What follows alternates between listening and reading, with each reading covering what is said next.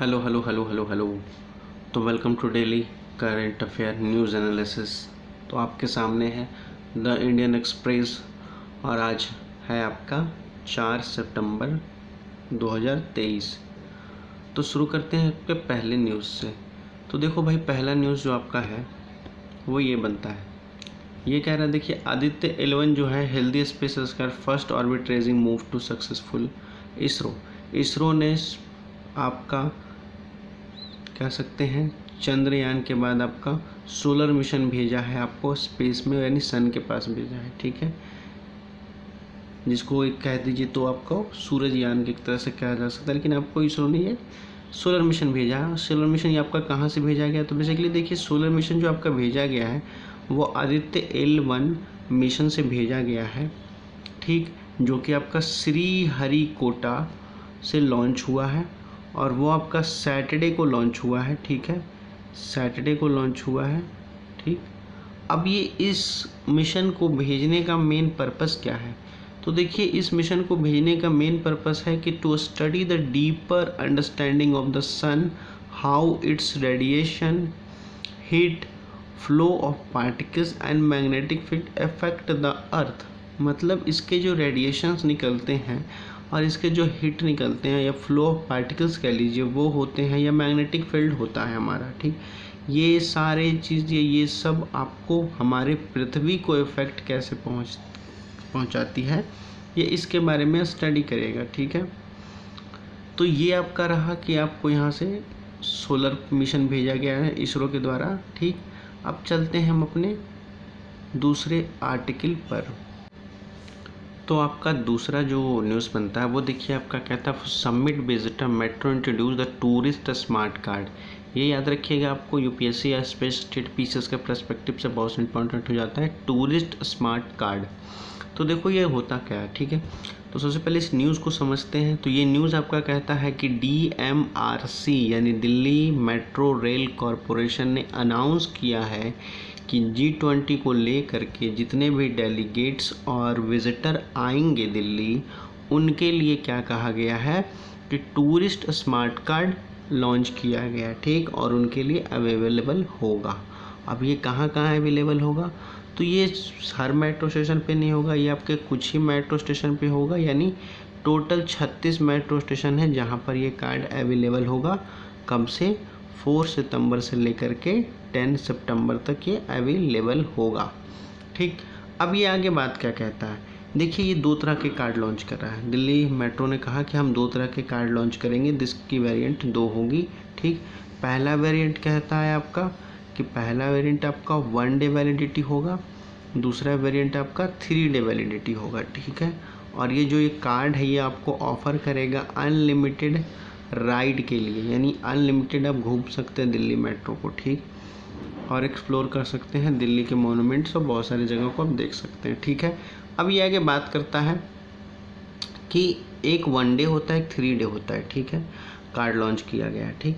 1 day card को आपको 200 रुपये प्राइस है, ठीक। 3 डे कार्ड जो है आपका वो 500 रुपये प्राइस है, ठीक है इसके।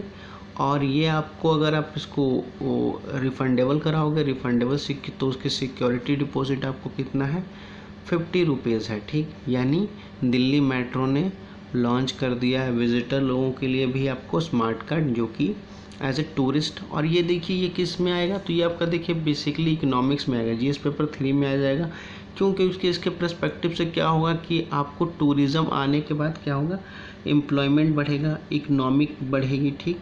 तो बेसिकली ये आपका जीएस पेपर 3 में आ जाता है, ठीक है। अब हम चलते हैं अगले आर्टिकल पर। तो आपका देखिए ये आपका दूसरा न्यूज़ बनता है। दूसरा न्यूज़ आपका क्या कहता है कि Mona Lisa to Magna Carta G20 venue to show the 29 nation heritage.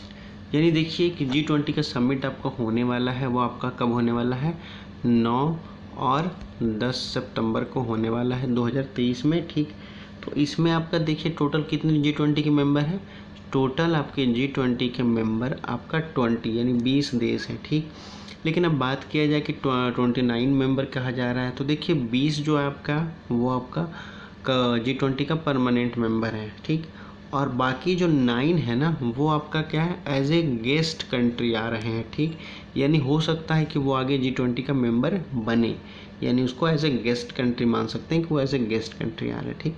अब ये जो बाकी लोग आ रहे हैं ये तो उनको स्वागत या उनके वेलकम में कह लीजिए क्या क्या है, तो उनके वेलकम के लिए उनके ही कल्चर के डिजिटल और फिजिकल कुछ मॉन्यूमेंट्स या कुछ पिक्चर्स बनाई गई हैं, ठीक।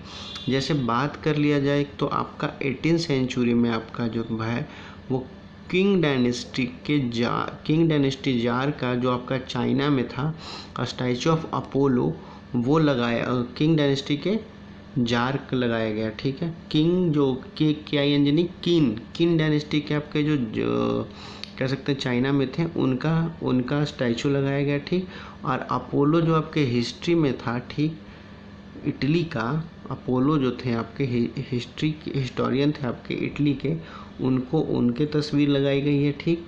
और कह सकते हैं 13 सेंचुरी का एक कॉपी ऑफ मैग्ना कार्टा के तौर पे लगाया गया, ठीक। अब बात कर लेते हैं यूके का, तो यूके के लिए मैग्ना कार्टा के तौर पे क्या है आपका रॉयल चार्टर राइट्स है, ठीक, जो कि आपका किंग जॉन ऑफ इंग्लैंड के बारे में है, ठीक, जो आपका कब का है, आपका 15 जून 2015 के बारे में था जब वो थे वहाँ के, ठीक। तो उनकी तस्वीर लगाई गई है, ठीक है। दूसरी अब बात कर ले जाए कि इंडिया क्या है, तो इंडिया रिप्रेजेंट करेगा अपने आप को पन्ननी से, ठीक। पन्ननी अष्टधाई एक किताब है जो संस्कृत के महान कह सकते हैं लेखक के द्वारा लिखा गया, विद्वान के द्वारा, जिनका नाम था पन्ननी, उन्होंने अष्टाध्यायी लिखा है, ठीक, जो क्या है संस्कृत में लिखा गया और संस्कृत के शब्दों का मतलब बताता है, ठीक, और उनके कह लीजिए कि उनके शब्दों का अर्थ बताता है जिसके लिए लिखा गया। और ये कब लिखा गया था, तो ये आपको 4th सेंचुरी BC में लिखा गया था पन्ननी अष्टाध्यायी, ठीक। तो ये इंडिया रिप्रेजेंट करेगा अपने आप को अष्टाध्यायी पन्ननी से, ठीक है। अब आगे बात कर लिया जाए कि बाकी कंट्री क्या करेंगे, तो देखिए बाकी कंट्री में देखिए तो बहुत सारे कंट्री के क्या कहा गया है, बहुत सारे कंट्री में आपको कल्चरल मास्टरपीस या हिस्टोरिकल मास्टरपीस सिग्निफिकेंस के मांगा गया, ठीक है। यानी बहुत सारे जितने देश हैं ना उन देशों से क्या किया इंडिया ने मांगा कि आप अपने कल्चर और अपने सिग्निफिकेंस यानी कोई कल्चरल सिग्निफिकेंस या कोई भी मास्टरपीस या हिस्टोरिकल सिग्निफिकेंस का आप कह सकते हैं डिजिटली फॉर्मेट या फिजिकली फॉर्मेट आप भेजिए। तो उन्होंने ऐसा बाकी देशों ने अपने अपने हिसाब से सबमिट किया, ठीक। तो उनका ये डिजिटल और फिजिकली पिक्चर लगा रहे हैं, ठीक।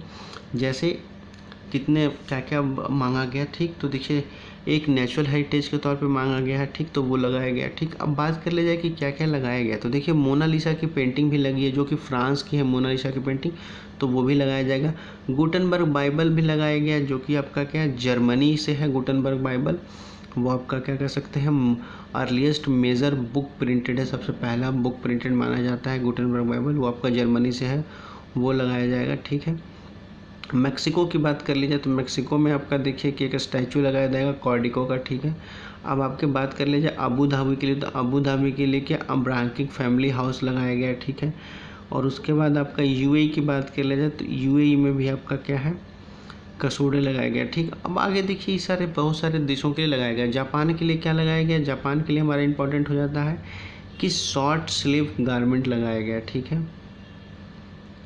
और एक आपका क्या लगाया गया डायरेक्ट प्रेसिडेंसर ऑफ कीमोनो का लगाया गया है, जापान के जो थे उनके लगाया गया, ठीक है। अब जो बाकी G20 हैं तो G20 के बाकी जो कल्चरल कॉरिडोर बनाया गया है और उसके लिए आपको क्या किया गया, जो जहाँ सबमिट होगा मेन सबमिट उसका नाम दिया गया भारत मंडपम, ठीक। अब आगे जो नाम दिया गया है उसमें देखिए आपको कह रहा है कि 12 फुट का डिजिटल क्यूब बनाया गया है, ठीक, जिसमें ये डिस्प्ले करेगा masterpiece as well as related democratic practice, तो डेमोक्रेटिक प्रैक्टिस को भी शो करेगा, ठीक है। तो ओवरऑल देखिए कि मतलब एक तरह से बहुत अच्छे से हम अपने G20 मेंबर कंट्री को वेलकम कर रहे हैं अपने देश में, तो बहुत अच्छा से इवेंट, और ये आपको उनके कल्चर को बताया जाएगा कि how we give importance to our culture और एनी अदर कंट्री कल्चर, ठीक। तो ये देखिए आपका ये हिस्ट्री और कल्चर से, तो यहाँ से क्वेश्चन बहुत ज़्यादा उठने वाला है यूपीएससी से, ठीक है। मोनालिसा, मैग्ना कार्टा, बहुत सारे आपको देखिए कि शॉर्ट स्लीव वाले जो गारमेंट है उसके लिए कहाँ कहाँ से, और अष्टोध्याय पन्नी से, तो ये पूरा सेक्टर आपका इम्पॉर्टेंट हो जाता है यूपीएससी प्री और मेंस और पीसीएस के लिए, ठीक। तो ये पूरा आप समझिए कि एक नोट्स बना करके आपको एक अलग से रख लिया जाना चाहिए, नहीं तो मैं तो आपको बस G20 सबमिट हो जाए उसके बाद मैं आपको एक अलग से सेपरेट वीडियो लाऊंगा इस टॉपिक पर, ठीक। अब चलते हैं तब तक हम नेक्स्ट आर्टिकल पर। देखो ये जो आपका न्यूज़ एक आ रहा है, ये कहा गया Russia attack Ukrainian port day before the Putin and Erdogan grain deal talk. यानी देखिए रशिया ने फिर से अटैक किया यूक्रेनियन पोर्ट पर, और क्या है, ड्रोन अटैक है, ठीक। ड्रोन अटैक से इन्होंने अटैक किया है आपका यूक्रेनियन पोर्ट पे, जहाँ पर क्या था कि उसके एक दिन पहले जब आपका कह सकते हैं पुतिन और एर्डोगन ग्रेन जो है वो उनके आपस में वार्ता होने वाली है, ठीक है। जिसमें से क्या हुआ आपको दो लोग घायल हुए हैं, ठीक। उसमें आगे बात कर ले जाए कि मतलब 3.5 आवर तक यानी 3.5 घंटे तक रशियन ड्रोन घूमता रहा यूक्रेनियन पोर्ट के आसपास, जो कि वहाँ पर अटैक कर रहा था, ठीक। यानी 3 से 3.5 घंटे तक, ठीक। तो ये आपका रशिया अभी तक अटैक कर रहा है, यानी अभी तक कोई ऐसा कह सकते हैं बाउंड्री नहीं है या जहाँ पर बातचीत शुरू हो और दोनों देशों मिल के बात करें, यानी साल भर होने को आया है, लेकिन हमारे से अभी तक बात लोग कर नहीं रहे हैं, ना तो रशिया ना तो यूक्रेन, ठीक है, आपस में। तो ये रहा। आप चलते हैं हम अपने नेक्स्ट आर्टिकल पर। अब देखो ये जो न्यूज़ है ये कहता है कि इंटरनेट बंद है अभी गिलगिट बल्चिस्तान में, ठीक है, जो कि आपका पाकिस्तान का एक पार्ट है गिलगिट बल्चिस्तान। वहाँ पर नेट बंद है। नेट बंद क्यों है? क्योंकि सिचुएशन वहाँ टेंस हो गया था जब एक शिया ग्रुप जो है वो आपके सुन्नी ग्रुप को रिमार्क किया है, ठीक, वर्बल अटैक किया। अब ये आप लोग सोच रहे होंगे शिया और सुन्नी है क्या? तो देखिए जो मुस्लिम होते हैं ना, आई थिंक मुझे इतना नॉलेज नहीं है, लेकिन जहाँ तक मुझे पता है कि मुस्लिम होते हैं ना, उनको दो मुस्लिमों की तरह कहा गया, एक शिया मुस्लिम माना गया है, एक सुन्नी मुस्लिम माना गया, ठीक। तो ये जो शिया मुस्लिम के ग्रुप हैं, ठीक, उन्होंने अटैक किया है सुन्नी मुस्लिम के और उनको रिमार्क बहुत सारी बातें कही है, ठीक। जिसके बाद क्या हुआ है कि वहाँ एक तरह से हंगामा बवाल मच गया था बहुत ज़्यादा, जिसके बाद क्या हुआ, गिलगिट बल्चिस्तान को नेट बंद कर दिया गया। वहाँ बहुत ही टेंस का माहौल है, ठीक। तो ये रहा पाकिस्तान का। चलते हैं हम अपने नेक्स्ट आर्टिकल पर। तो ये देखिए एक आपका न्यूज़ है, ये न्यूज़ आपका क्या कहता है? तो देखिए ये न्यूज़ जो है वो कह रहा है कि इंडोनेशिया जो है आपका गोल्डन वीज़ा अनाउंस किया है। क्यों अनाउंस किया है? To attract the foreign investment. तो ये देखिए ये है क्या? तो देखिए गोल्डन वीज़ा जो बेसिकली है वो क्या कहता है कि इंडोनेशिया ने लॉन्च किया है to attract, as a scheme में लॉन्च किया टू अट्रैक्ट द इंडिविजुअल, ठीक, foreign individual to corporate investor in attempt to boost in national economy, ठीक। यानी बात कर रहा है कि देखिए कॉर्पोरेट बिजनेस को या इन्वेस्टर के तौर पे आपको इन्वेस्ट करना है नेशनल इकोनॉमी में, ठीक। तो इंडोनेशिया क्या आपको गोल्डन वीज़ा ऑफर कर रहा है, ठीक। गोल्डन वीज़ा होगा क्या? तो गोल्डन वीज़ा आपको गारंटी देगा रेसिडेंट परमिट आपको 10 साल वहाँ रहने का, ठीक है, जो कि आपका 10 साल रहने के लिए देगा। अब 10 साल कैसे रहने देगा? तो देखिए यहाँ पर दो तरह की चीज़ें। 5 साल वीज़ा रिक्वायरमेंट उनको मिलेगी जो इंडिविजुअल इन्वेस्टर है, ठीक, जो कि आपको कब तक 2.5 मिलियन तक आपको इन्वेस्ट कर सकते हैं, ठीक। और 10 साल उनको मिलेगा जो कि कह सकते हैं कहाँ तक, जो आपका $5 मिलियन तक इन्वेस्ट कर सकते हैं, ठीक है, यानी $2.5 मिलियन तक को 5 साल का वीज़ा रेसिडेंस वीज़ा मिलेगा और 10 साल तक मिलेगा उनको जो $5 मिलियन का इन्वेस्टमेंट करेंगे, ठीक है। तो ये आपका देखिए ये आपका इंटरनेशनल रिलेशन के पर्सपेक्टिव से और पॉलिटिकल पर्पस से आपको थोड़ा इंपॉर्टेंट हो जाता है, और इकोनॉमिक के पर्पस से तो हो ही जाता है कि गोल्डन वीज़ा है क्या, ये किस कंट्री ने लॉन्च किया, ये आपको याद होना चाहिए कि किसने लॉन्च किया, आपको इंडोनेशिया ने लॉन्च किया, ठीक। अब ऐसा नहीं है कि ये सिर्फ इंडोनेशिया ने लॉन्च किया, इसके पहले भी बहुत सारे कंट्री ने लॉन्च किया ये सब कहानी, ठीक है। तो देखिए इसके पहले कंट्री की बात कर ली जाए तो इसके पहले जो बाकी सब कंट्री ने लॉन्च किया है उनमें से देखिए कौन कौन से नाम है उसमें। देखिए यूएस है, आयरलैंड है, न्यूजीलैंड है, स्पेन है आपका, ठीक। इन सब ने आपको सिमिलर गोल्डन वीज़ा के तौर पे लॉन्च किया था स्कीम, ऐसे स्कीम को, ठीक है। तो ये रहा आपका गोल्डन वीज़ा। ठीक, अब चलते हैं हम अपने नेक्स्ट आर्टिकल। देखिए ये जो आपका ये आर्टिकल है ये कहता है bumper crop yet high sales prices, यानी कह रहा है कि क्रॉप्स तो बहुत हुए हैं ठीक, लेकिन फिर भी क्या है कि अनाजों के दाम बढ़े हुए हैं, कम नहीं हुए। ठीक है, ये आपका कब का बात है, सिंस लास्ट सितंबर, यानी पिछले सितंबर की बात कर रहा है। ठीक है, तो देखिए ये आपका पूरा डाटा कहता है क्या, तो पहले ये पूरे डाटा पे आते हैं। ठीक, तो ये डाटा आपका देखो कहता है कि प्रोडक्शन, प्रोक्योरमेंट और एक्सपोर्ट और डोमेस्टिक मार्केट सप्लाई। ठीक, तो प्रोडक्शन की पहले बात कर ली जाए तो प्रोडक्शन देखिए आपका 1000 लाख टन था आपका 2020 से 22 तक। 2020-21 से आपका 22 तक कितना था, 1000 कह लीजिए, थोड़ा सा कम हो गया था लेकिन 1000 टन ही आपका था। ठीक, 2022 से 23 तक कर लीजिए कि 1100 कुछ लाख टन था। ये आपका वीट का, गेहूं का बात कर लीजिए आपका चावल का, तो चावल का देखिए 2022 से 21 आपका 1243 लाख टन था, और 21 से 22 तक की बात कर ली जाए तो 1294 लाख टन था। और अभी 22 से 23 की बात कर ली जाए इस पिछले साल की, यानी इस साल तक की, तो क्या है 1395 टन लाख कह सकते हैं राइस का है, चावल का है। ठीक है, लेकिन इतना का प्रोडक्शन हुआ, प्रोक्योरमेंट कितना हुआ है आपका देखिए 2020 से 21 में हुआ था 433, और 2020 से 21 में आपका देखिए क्या होता है 187। ठीक, आपको ऐसे देख लीजिए। ठीक, 2000 प्रोक्योरमेंट आपका 433 हुआ था आपका 2020 से 21 में आपका गेहूं का। ठीक है, एक्सपोर्ट जिसमें से हमने क्या किया था 31 लाख टन को हमने एक्सपोर्ट कर दिया था। ठीक, और डोमेस्टिक के लिए हमने कितना रहने दिया था 630 टन। ठीक, आपका 2020 से 21 का। ठीक, 2021 से 22 की बात कर ली जाए तो इस 1077 आपका लाख टन था। ठीक, जिसमें से 187 लाख टन हमने क्या किया, प्रोक्योरमेंट किया। ठीक है, और एक्सपोर्ट हमने बाहर विदेश में बेच दिया आपका, क्या कहते हैं, कम से कम 95 लाख टन हमने बेच दिया। ठीक है, तो 794 यानी 794 लाख टन हमने क्या किया है, डोमेस्टिक मार्केट में सप्लाई कर दिया। ठीक, ये आपका 2020 से 21 का बात, 21 से 22 का है। ठीक है, 2022 से 23 का ले लीजिए गेहूं की, तो 1127 लाख टन आपका क्या हुआ था, उपज हुई थी आपके गेहूं की, प्रोडक्शन हुआ था। ठीक, जिसमें प्रोक्योरमेंट की बात कर ली जाए तो 262 लाख टन आपका प्रोक्योरमेंट किया गया था। एक्सपोर्ट उनमें से हमने क्या किया, 13 लाख टन को हमने एक्सपोर्ट कर दिया। ठीक है, बाकी का 800-850 लाख टन हमारा क्या था, इंडिया में ही था डोमेस्टिक मार्केट सप्लाई के लिए। ठीक, तो इसके बावजूद कहा जा रहा है कि वीट के दाम बढ़े हुए हैं, कम नहीं हुए। ठीक, ये तो आपका वीट का हो गया। ठीक, अब अगर चावल की बात कर ली जाए तो चावल का देखिए 2020 से 21 में आपका 1243 लाख टन था, जिसमें से प्रोक्योरमेंट आपका 602 टन का हुआ। ठीक, हमने एक्सपोर्ट किया है कम से कम 200 लाख टन का। ठीक, 200 लाख टन हमने एक्सपोर्ट किया, बहुत ज़्यादा हमने राइस एक्सपोर्ट किया। ठीक,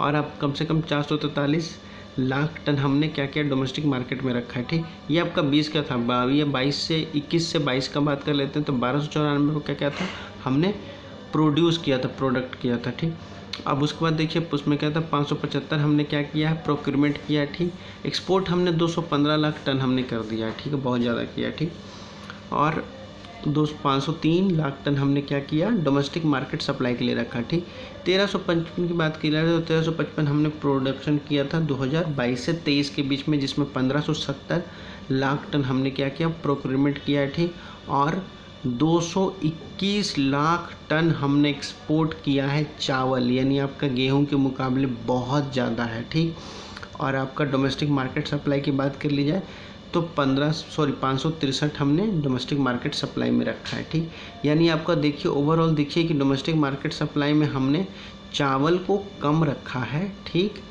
गेहूं को ज़्यादा रखा है। ठीक, और एक्सपोर्ट की मैं बात कर ली जाए तो एक्सपोर्ट के कंपैरिजन में वीट बहुत कम हमने एक्सपोर्ट किया है, राइस हमने बहुत ज़्यादा एक्सपोर्ट किया है। ठीक, इसलिए इंडिया राइस के मामले में सेकेंड लार्जेस्ट कंट्री है आफ्टर चाइना। ठीक है, प्रोक्योरमेंट की बात कर ली जाए तो प्रोक्योरमेंट में भी हमने क्या किया है, वीट को कम रखा है और चावल को ज़्यादा रखा है। हमारी उपज प्रोडक्शन की बात कर ली जाए तो ऑफकोर्स हम चावल की ज़्यादा प्रोडक्शन कर रहे हैं वीट के मुकाबले। ठीक है, तो ये आपका देखो, ये आपका एक्सपोर्ट इंपोर्ट का एक डाटा था। ठीक, जो आपको बताता है कि कितना कितना आपको प्रोडक्शन हुआ है। ठीक, और ये आपका कब का डाटा है, कहाँ से डाटा का सोर्स मिला, तो देखिए department of agriculture, farmer welfare, food corporation of India FCI के द्वारा, डिपार्टमेंट ऑफ कॉमर्स के द्वारा। ठीक है, जो कब आपका ये प्रोडक्शन का बात कर रहा है तो आपका जून जुलाई एग्रीकल्चर ईयर है उसके लिए बात कर रहा है, ठीक।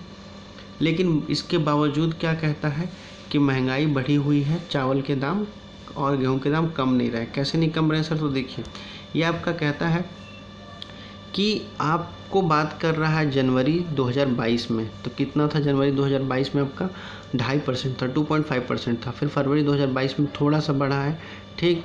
फिर आपका मार्च 2022 में थोड़ा बढ़ा, अप्रैल 2022 में तो कह लीजिए कि 5% आपका इन्फ्लेशन बढ़ गया, ठीक है। उसके बाद वैसे ही हम चलते जाएँ बढ़ते गया आपका जुलाई 2022 में देखिए तो जुलाई 2022 में आपका 7.5% पे बढ़ गया, ठीक है।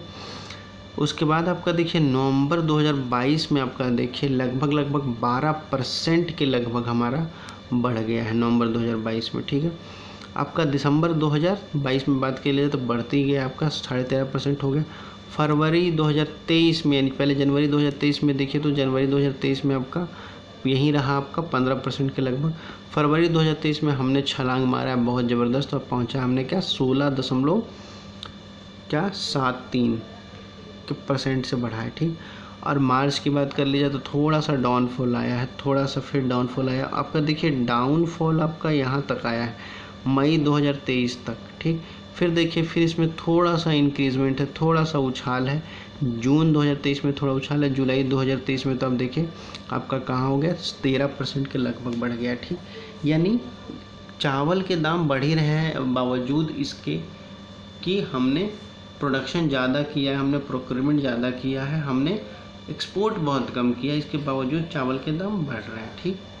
तो इसका रीज़न क्या है? इसका देखिए बेसिकली इसका दो तीन कारण है। पहला कारण है कि देखिए हम जो प्रोक्योरमेंट कर रहे हैं ना उसके लिए हमारे पास कह सकते हैं कि अच्छी कोल्ड स्टोरेज नहीं है, हमारे पास स्टोरेज बहुत सारे नहीं है कि जिसमें हम अपने सेल्स को रख सकें और उसके लिए काम कर सकें, ठीक। ऐसा ऑथर साहब कहते हैं, ठीक है। तो ये आपका पूरा डाटा रहा कि मतलब सेल्स की महंगाई कैसे बढ़ रही है, ठीक। तो ये रहा आपका टोटल। अब हम चलते हैं नेक्स्ट आर्टिकल पर। तो आज इतना ही तक रखते हैं क्योंकि और कुछ ज़्यादा आर्टिकल्स आए नहीं हैं आज के इंडियन एक्सप्रेस में, ठीक। तो वीडियो अच्छी लगी हो तो लाइक एंड सब्सक्राइब कर लीजिएगा। पढ़ते लिखते रहिए। धन्यवाद।